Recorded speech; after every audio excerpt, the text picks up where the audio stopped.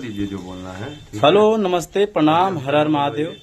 हम बानीजा आप सबके भाई भोजपुरी गायक आरबी लाल यादव। आज बड़ी खुशी की बात है कि हम अपने आजमगढ़ जिले के हमारे हिट कॉमेडी एक्टर चाचा जी, जो कि चाचा जी से आज मिल के बहुत ही खुशी मिला हमको।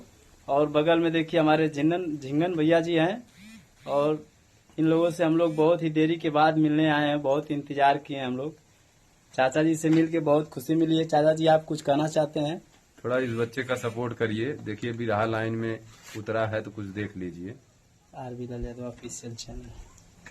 आप भैया बता आप दीजिए बोलिए अपना कुछ। चैनल। चाचा बोल अपना चैनल आप बता दीजिए। चैनल का नाम RB Lal Yadav official channel है, जो कि आप लोग थोड़ा शेयर सब्सक्राइब करिए, उसको लाइक करिए।